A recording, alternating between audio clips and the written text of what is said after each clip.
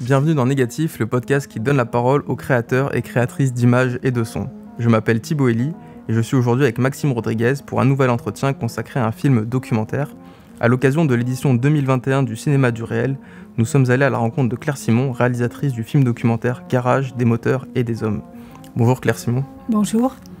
Ce sera donc en ligne que les spectateurs et spectatrices pourront découvrir les aventures de Christophe et Romaric, un maître et son apprenti, dans le garage automobile d'un joli village provençal, Claviers, un petit monde dans lequel vous êtes entré et que vous avez observé avec votre caméra. Vous posez votre regard sur ce village de repos et l'un des derniers lieux du lien social à l'heure de la désertification des campagnes.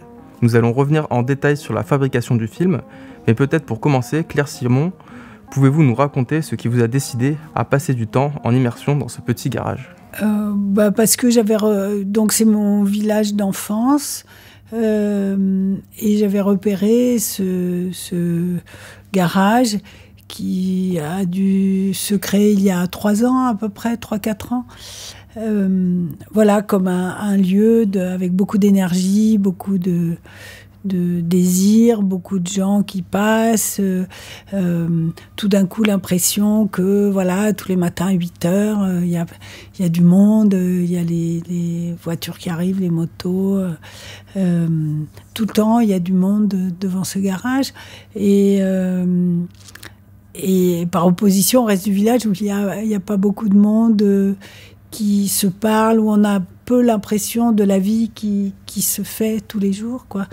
Et puis, voilà, donc j'ai eu envie de filmer ce garage. Donc ce n'est plus l'église au centre du village, c'est le garage au centre du village. Oui, mais c'est plus fréquenté, hein. Et c'est plus fréquenté même que le café. Surtout en période de confinement, mais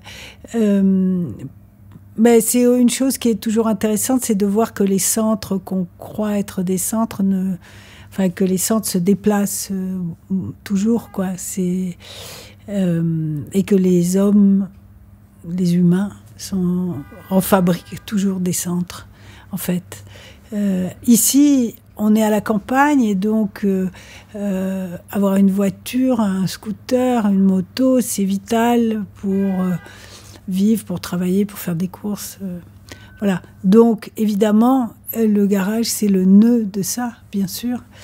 Mais c'est aussi l'idée de faire quelque chose qui n'est pas subordonné à simplement au tourisme. C'est pour tout le monde. Donc, on a une chance dans le garage de voir, entre gros guillemets, le peuple, c'est-à-dire les habitants, quels qu'ils soient de passage ou qu'ils soient là longtemps, de tous les âges, de toutes les... Voilà. Donc j'aimais beaucoup cette idée, cinématographiquement parlant, d'avoir un lieu c'est une idée très classique en documentaire, mais sauf que là, c'est un garage qui est pas très grand et qui regarde vers le village d'en face et la montagne. Donc il y a ce 4e mur qui est en pleine nature et qui est très beau, je trouve. Et puis j'avais le sentiment qu'on y verrait là des gens qu'on voit pas souvent au fond dans les films documentaires. Ils n'ont pas de raison particulière, idéologique ou de leur histoire d'être soi-disant digne d'intérêt et c'est ça que je trouve intéressant. Et justement, quand vous êtes allé les voir, est-ce qu'ils ont compris l'intérêt que vous portiez sur le lieu du garage et l'intérêt de les filmer ? C'est-à-dire, il y a un malentendu toujours qui est que ça va être un film de promotion, un film publicitaire, un film qui... Voilà. Et j'ai essayé de lever le plus possible le malentendu en disant que ce qui m'intéressait, c'était de montrer que tout le village passait dans le garage et que c'était les hommes entre eux avec les machines. je l'ai dit tout de suite. Et Christophe, comment on le voit, le patron, donc c'est un type très quand même moderne. Enfin, il se sert de tous les objets dont nous nous servons, de l'ordinateur, du téléphone. Donc il est très au fait. Évidemment, il a, je pense, jamais vu de film documentaire et que c'est pas sa tasse de thé, quoi. Donc il est dans une autre logique qui est plutôt effectivement la logique des réseaux sociaux, de la promotion, mais peu à peu, j'ai essayé de lui faire comprendre que c'était pas un truc de promotion, mais que c'était un truc de description. Voilà. Est-ce que vous avez passé beaucoup de temps à filmer là-bas ? Oui, enfin j'ai passé beaucoup plus de temps que ce que la télé m'aurait permis de faire, mais je demande plus d'autorisation à la télé, mais j'ai dû passer, mis bout à bout, peut-être entre 3 et 4 semaines de tournage. À filmer tous les jours, ou vous êtes, vous êtes plutôt venu par période ? Non, mais moi, j'habitais là, donc je venais tous les jours. Parfois, au début, je venais que le matin ou que l'après-midi pour pas leur peser trop. Et puis après, je venais tout le temps. À ce propos, on dirait que les deux principaux protagonistes, Romaric et Christophe, oublient la caméra. Et des fois, vous semblez disparaître. Et pourtant, c'est un espace très exigu, le garage. On le ressent aussi dans la façon dont vous le filmez. De ce fait, est-ce que le fait de disparaître, ça a été une volonté de votre part, ou ça a été quelque chose qui est apparu au fur et à mesure du tournage ? Je filme comme ça depuis un paquet d'années. C'est-à-dire que je crois au cinéma, et que ce qui m'intéresse, c'est de raconter quelque chose qui paraît pas très narratif, qui est un garage et les histoires qui arrivent. Et de le filmer avec une dimension un peu fictionnelle, dans le sens d'une histoire qui prend tout le temps les gens et leur passion, pourquoi ils sont en colère, pourquoi ils ont un problème, etc. Et donc, ce qui m'intéressait, c'était à la fois de saisir la langue on comprend parfois pas un mot à ce qu'ils se disent, et en même temps on comprend très bien. Ça, je trouvais ça très intéressant, et aussi de voir comment chaque petite scène est une histoire qui en dit long, à la fois sur parfois la société autour, le village, et puis en même temps qui en dit long sur eux, par exemple, je me souviens que quand j'ai filmé la grande panne de la Ford, j'ai dit à Christophe, tu vois, je pourrais appeler le film Le Triomphe de la volonté, quoi. Parce que je voyais tout le temps la façon dont il se mettait très, très, très en colère, et en même temps dont tout d'un coup, il disait, bon, le Vilebrequin, il est calé, là. Et donc, il reprenait espoir. Et j'ai trouvé ça extrêmement beau, cette manière qu'il a de vivre et de dire des choses qu'on a tous traversées, que ce soit pour du travail manuel ou un travail intellectuel, quel qu'il soit, c'est-à-dire le découragement, la fureur, l'orgueil qui est touché, etc. Et puis, non, je peux pas, il faut que je trouve comment y arriver, quoi. J'ai trouvé ça extraordinairement beau, quoi. Oui, il est tout le temps à essayer de résoudre les problèmes que lui posent les pannes de voiture. Il y a à la fois l'aspect du langage, où il s'énerve, où il jure. Et puis en même temps, vous filmez beaucoup les gestes, notamment les mains qui vont dans la voiture sans qu'on voit forcément ce qu'ils font exactement sur la technique. Mais ce qui vous intéresse, c'est plus l'interaction homme-machine, et ces hommes qui deviennent aussi des machines. Oui, enfin, j'ai mis un certain temps à comprendre au moins comment on fait ce qu'on appelle une distrie, c'est-à-dire comment on change les courroies, et que donc il faut que les vilebrequins, enfin que toutes les pistons du moteur soient en position particulière pour arriver. Donc ça, j'ai compris au fur et à mesure que c'était assez touchy, quoi, un peu. Mais c'est aussi que les voitures, c'est des corps comme ça, dans lequel les mains, les bras des mécaniciens sont obligés de s'engouffrer. Et puis, on comprend que les ingénieurs qui dessinent les moteurs ne se demandent jamais comment les moteurs peuvent être réparés. Et qu'ils sont toujours obligés, qu'il y a une vis qui est très très loin derrière et qu'il faut arriver à l'atteindre. Et donc, toutes ces petites choses qui sont, voilà, on peut dire c'est la vie normale, ça n'intéresse personne, etc. Mais en fait, ce sont des choses qui sont de la narration, quoi.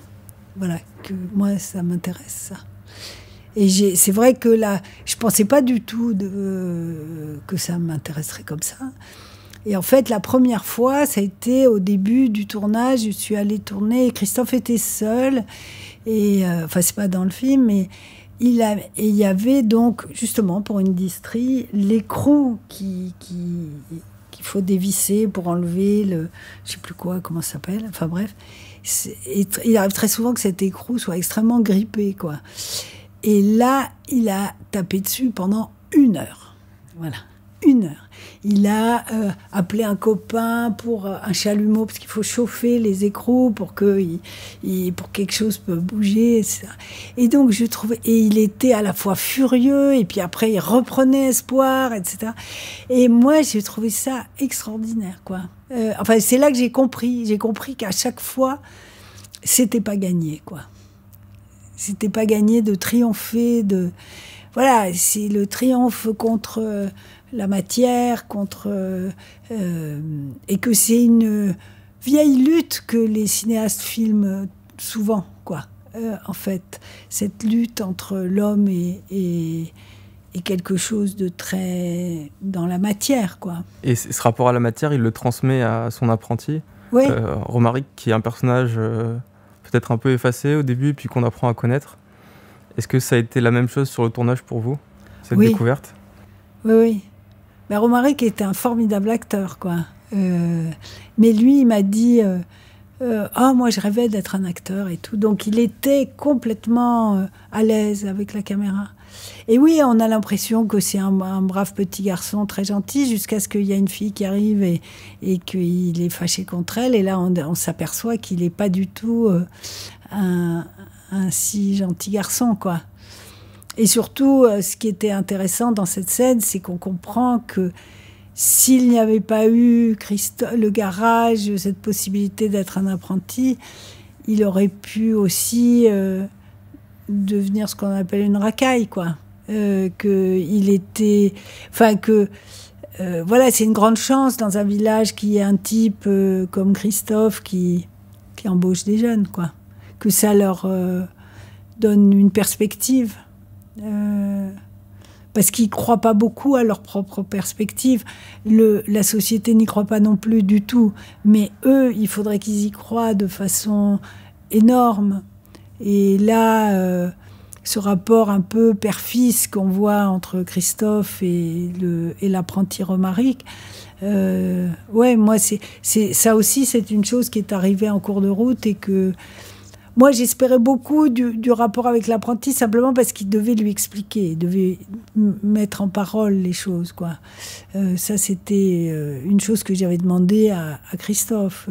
Je dis, c'est hyper important si tu as un apprenti, quoi. Sur une autre question, la question de la technique et du cadre. Vous tournez seul à la caméra, avec un ingénieur du son à la perche. Quel est votre rapport avec cette caméra qui est... dans le cadre de ce film, une machine qui vous a ici permis d'observer d'autres machines? Il faut... Moi aussi, je dois amadouer cette machine à chaque fois. À chaque tournage, c'est une nouvelle aventure avec les caméras. C'est pas toujours... J'ai plein de problèmes, moi aussi, avec la machine caméra. Peu à peu, je la prends en main et voilà. Là, c'est une caméra que j'ai quand même commandée et reçue par la poste dans le cadre du confinement. Donc ça, c'était formidable. Mais donc, j'ai passé 2 jours dans le menu de la caméra à devenir folle de rien comprendre. Et puis, peu à peu, c'est venu, quoi. Voilà. Mais elle est très bien, cette caméra, parce qu'elle est... elle avait beaucoup de qualités pour ce tournage-là, qui était la légèreté, mais aussi très bon stabilisateur, un diaph. Enfin, là, j'étais dans une situation très compliquée en termes de lumière. Évidemment, si j'avais été plus à l'aise avec Christophe, j'aurais dû sans doute mettre des lumières dans le garage. Parce que le contre-jour est très très puissant. Voilà. Mais j'osais pas du tout. Déjà, c'était au début, il supportait pas du tout le HF, le micro HF.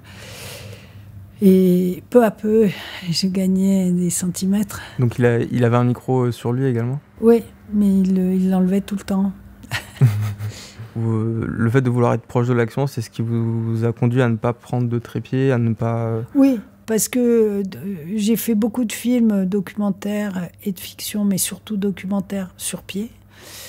Mais là, et surtout, les nouvelles caméras nous l'imposent souvent parce qu'elles sont très maladroites, ces nouvelles caméras. Mais là, je veux dire, je rentrais à l'intérieur du moteur avec eux, je rentre à l'intérieur de... Parfois, Christophe, il était obligé de me pousser pour faire un geste, donc ça veut dire à quel point j'étais prêt, quoi. Donc c'est ce qui donne aussi des fois l'aspect vraiment brut, rugueux, mais qui vient aussi de ce rapport charnel que vous avez avec la caméra. Ouais, mais parce que je trouve il faut arriver à comprendre ce qu'on voit, quoi.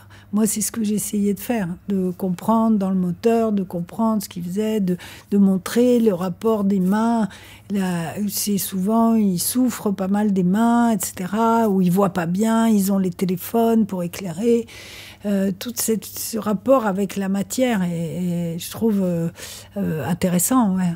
Enfin, en tout cas, témoigne de ce qu'est leur travail et ça témoigne de...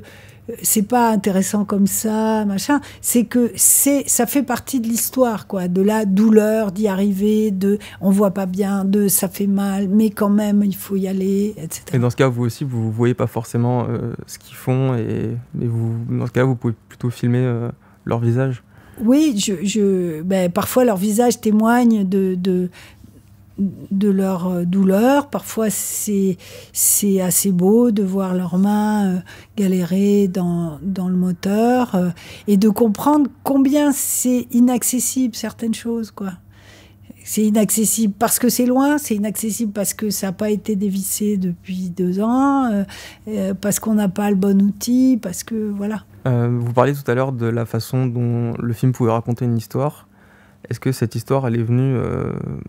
au montage? Non, elle vient toujours au tournage. Hein. On ne peut pas fabriquer les films après coup. Donc vous n'avez pas dans la manière dont vous avez monté le film, est-ce que vous avez changé des séquences d'ordre chronologique, ce genre de choses pour... Les séquences se sont pas toujours... Enfin, en gros, quand même, malgré tout, la chronologie est à peu près du tournage et grosso modo... mais pas tout à fait, mais quand même. Mais c'est à l'intérieur des séquences, évidemment, les séquences sont dans leur propre chronologie, bien sûr, parce que sinon, on comprend rien. Enfin, sinon, ça serait tout à fait autre chose, quoi. Quelle est la plus belle question de montage que vous a posée ce film? Il y avait une séquence qu'on a enlevée, quoi. Mais en fait, c'était plus une question de tournage que de montage. Mais sinon... c'est difficile à dire parce que c'est très très tissé à l'intérieur. C'est à l'intérieur du travail. C'est très difficile à raconter comme ça. Évidemment que la très grosse panne nous a demandé beaucoup de travail de la réduire. Au début, elle durait 30 minutes, quoi. Et moi, j'ai tourné sur 4 heures, quoi, cette panne. Donc, il fallait... Là, c'était un vrai travail de montage intéressant, d'arriver à fabriquer... c'est un peu le défaut de la narration, c'est qu'on est obligé de sortir les pics. Et on ne peut pas complètement rendre hommage au simple acharnement, au temps, vous voyez, ça met des heures de dévisser un truc ou de chercher, etc. On garde que les points qui sont très narratifs. Si on faisait un film entier sur cette panne, ça serait autrement, quoi. Parce qu'il y aurait des moments de... Ça serait un peu autrement. Mais oui, là, on a beaucoup travaillé pour réduire cette panne. Sur une autre question de montage, il y a la scène d'introduction, la séquence d'introduction. Vous vous mettez en scène, en quelque sorte, dans le village et vous racontez pourquoi vous avez fait ce film. Est-ce que c'est une idée qui est venue dès le départ, ce besoin d'expliquer quelle était votre place et pourquoi vous posiez votre regard sur ce garage? Oui, parce que je pensais qu'il fallait qu'on comprenne que j'étais une femme, pas du même âge qu'eux, en train de filmer des jeunes mecs dans un garage, quoi. Qu'il fallait qu'on ait cette conscience que c'était... Et qu'aussi, pourquoi j'avais choisi ce garage. Et puis aussi, puisque les questions de cinéma vous intéressent, je me disais, il faut montrer le village. Mais j'avais envie de le montrer d'une certaine manière, c'est-à-dire la nuit, éclairée au sodium, voilà, dans un tout autre... des réverbères, quoi. Et puis ce côté un peu presque très théâtral du village, les ruelles comme ça. Il y a quelque chose qui ressemble qui est presque un peu mythologique ou je sais pas quoi dans le... Voilà. Donc oui, je l'ai tourné au milieu du tournage. Cette séquence comme ça. Parce que j'avais confiance dans l'idée que le village se verrait dans le garage, mais j'avais bien envie, je comprenais qu'on puisse se sentir claustro ou je sais pas quoi, ou qu'on veuille voir le village, mais je ne voulais surtout pas le montrer. Enfin, il y avait d'autres manières, mais Christophe, il faisait des tests des voitures, donc j'allais avec lui dans la voiture, mais il conduit tellement vite, etc., que c'était toujours très, très, très heurté et tout. Voilà, je voulais qu'on ait une vision du village qui soit... aussi qu'on se rende compte que c'est un village qui a l'air mort, quoi. Et que le garage par opposition ne l'était pas du tout, parce que aussi j'avais envie de... Moi j'ai déjà tourné un film dans ce village avec ma fille, et donc j'avais envie aussi que j'ai l'impression que pour un spectateur de documentaire c'est important de savoir dans quel registre il se trouve, pourquoi le film existe, que c'est... parce que, si vous voulez, malheureusement, le documentaire a été très marqué pendant très longtemps par la question de la télé. Et donc, vous devez aller faire un film parce que c'est un reportage, parce que là, il se passe quelque chose, que c'est exceptionnel ou que je ne sais pas quoi. Or, il faut affirmer à un moment qu'est-ce qui vous... Enfin, moi, je trouvais que ça valait le coup d'affirmer à la fois mon lien avec le lieu, ma différence, voilà, et que peut-être on puisse se rendre compte que voilà, les hommes entre eux, ça n'a rien d'évident quand c'est moi qui filme, vous voyez, et qu'on peut l'oublier parce que pour les hommes, c'est tellement acquis.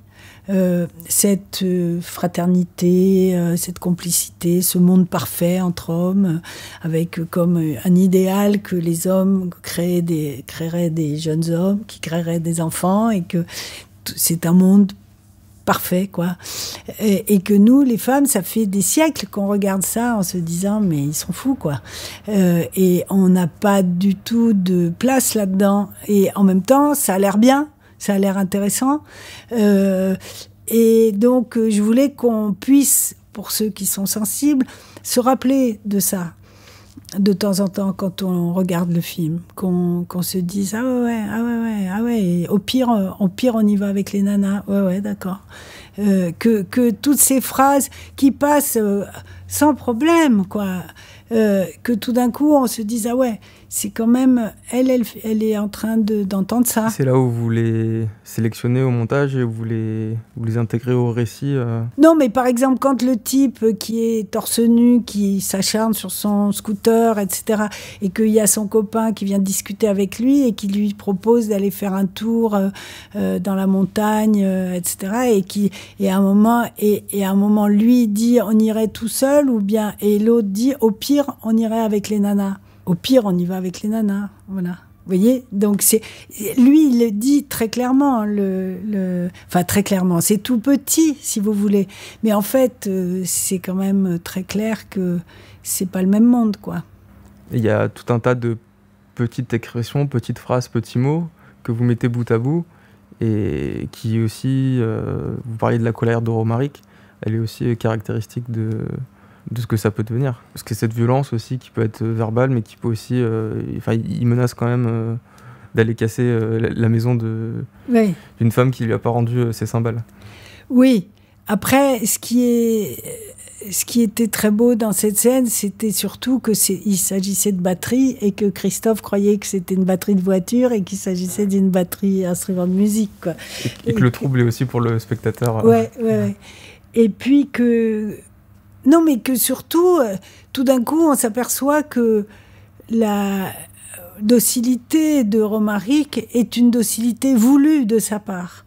Et qu'il est tout à fait capable de s'énerver et de faire valoir ce qu'il pense, ce qu'il veut.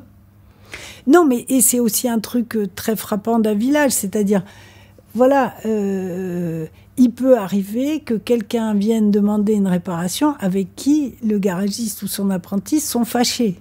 Et donc ça, c'est un problème de village, quoi. Il n'y a pas d'autre garage, voilà, comment on fait, quoi. On est obligé de négocier. Et c'est évidemment intéressant, ce truc-là. Est-ce que les protagonistes du film ont vu le documentaire ? Ah ben oui, c'était une condition. Je devais leur montrer à Christophe, je devais montrer le montage avant de finaliser le film, ouais. Et comment est-ce que ça s'est passé ? Il a rien demandé il a pas trouvé de choses que j'aurais dû enlever. Après, je pense que c'est vraiment pas le genre de film qui l'intéresse. Vous parliez du malentendu qu'il y a au début quand parce que on fait un documentaire. lui ne connaît que enfin, je crois que ça ne l'intéresse pas du tout, les films documentaires. Que lui, ce qui l'intéresse, c'est une publicité. Est-ce qu'il a vu la publicité là-dedans ou est-ce que vous en avez discuté avec lui plus franchement ? Ouais, moi je lui ai dit, mais je crois que souvent les gens qui sont filmés ne se rendent pas vraiment compte. Je lui ai dit que les gens le trouvaient super, que c'était vachement bien, voilà. Mais lui, il voit... Par exemple, il n'était pas content du visuel qu'a créé la production parce que ce n'est pas lui ou Romaric sur le... Voilà, et que c'est sur l'affiche du film. Ouais, et que c'est un type de dos. Je lui dis, mais on ne sait pas qui c'est. Il m'a dit, mais ici, tout le monde sait qui c'est. Et je lui dis, mais oui, mais c'est pas pour les gens de clavier, le visuel. C'est une idée, c'est l'idée de l'homme et de la machine. Voilà, donc ça, il n'était pas d'accord. Le film a été coproduit par France 3. Oui. Est-ce que le film trouvera malgré tout le chemin des salles de cinéma ? Non, je crois pas, non. Enfin, vous voyez, en ce moment-là, moi, j'aurais 2 films à sortir Enfin, je suis en train de terminer un autre film de fiction et j'ai un autre film qui aurait dû sortir déjà, un documentaire. Il faut... Enfin, tout le monde est dans mon cas. Ça va être un véritable massacre, là, les sorties de films. Donc moi, je suis très, très contente d'avoir pu faire cette chose. C'est une des choses que je me disais dans le confinement. Et au moins, la télé, les gens voient, enfin, n'importe qui peut le voir, etc. C'est pas forcément très, très bien considéré, mais en réalité, c'est très, très bien. Et j'aurai beaucoup plus de spectateurs. Et un autre type de public aussi. Ouais. Et donc, moi, je trouvais ça formidable. Et vraiment, je trouve que quand on a la chance, moi, j'ai eu la chance que Laure D, Florence Jameau, aiment ce projet. Et voilà, et je trouve que c'est formidable de pouvoir faire comme ça. Est-ce que vous avez eu un problème par rapport à la forme de votre montage ? Non. vis-à-vis de France 3? Non, Est-ce qu'il y avait des consignes particulières Oui, sur le générique. Ils m'ont beaucoup embêté sur le générique. Il faut croire que les télés sont très à cheval. Je n'avais pas le droit de faire un carton. Il ne fallait pas qu'il y ait de fond noir. Ils voulaient absolument un déroulant sur l'image que j'aime pas du tout. Donc j'ai trouvé des méthodes. Voilà, c'est des petites choses comme ça. Oui. Mais sinon, en tout cas, les deux programmateurs, Florence Jameau et Jacques Pathé à France 3 Marseille, ils ont vachement aimé le film. On a discuté de petits détails, mais ils m'ont pas du tout embêté. Une dernière question sur la musique du film. Ouais, Nicolas Repac. C'est une musique très mécanique et en même temps qui rythme beaucoup. Comment est-ce que vous l'avez conçue avec le compositeur ? Donc, qui s'appelle Nicolas Repac, avec qui j'ai déjà fait un autre film, donc celui qui s'appelle Le fils de l'épicière, le maire, le village et le monde, et qui est un formidable musicien, très inventif. Et donc au début, je voyais pas grand-chose, moi. Je voyais surtout la partie où je marche de dos dans le village la nuit et où je lui avais demandé un côté un peu western, quoi. Parce que moi, j'ai toujours habité à 2 km du village et que quand on arrive dans le village, à n'importe quel âge, il y a toujours un petit moment où on est comme dans un western, où on rentre et on a un peu peur, quoi. Enfin, où on est, vous voyez, c'est l'entrée dans le village. Donc on a fait ça comme ça. Et puis lui, il est guitariste. Et puis surtout, il travaille beaucoup avec... il fait de la musique numérique avec beaucoup d'extraits et de choses comme ça. Et puis après, il est d'un village mais du sud-ouest et il m'a dit mais il faut faire un truc archi-brutiste et tout, voilà. Et là où j'étais, et c'est comme ça qu'on a fait. Et puis le zoom arrière, là, sur le village... Le dernier plan. Ouais. Je voulais absolument que cette image très belle du village, du paysage, soit avec un son qui rappelle vraiment le garage. Au départ, j'avais pensé que c'était vraiment la clé à choc, tout comme ça. Et puis, il a fait une musique qui dit ça, quoi. Qui dit que c'est pas les cigales, le pastis, et voilà, quoi. Même si on entend aussi les cigales. Ouais. Eh bien, les spectateurs, spectatrices pourront découvrir le film les 13 et 14 mars en ligne sur le site du Cinéma du Réel. Ouais, Canal Réel. Canal Réel. Ouais. Et sur France 3 cet été, ça s'appelle L'heure D. Et ça passera... Je crois qu'elle a dit que ce serait le premier film de l'heure D. Voilà. Donc cet été. Voilà. Très bien. Merci beaucoup, Claire Simon, d'avoir participé à ce nouvel entretien de Négatif. Négatif, c'est aussi un site internet, négatif.co. Vous pouvez y découvrir la biographie des invités, des extraits vidéo des films, ainsi que des liens pour approfondir le sujet. N'hésitez pas à nous suivre sur vos applications de podcast, sur Spotify ou sur YouTube, et à vous abonner sur les réseaux sociaux. À bientôt. À bientôt.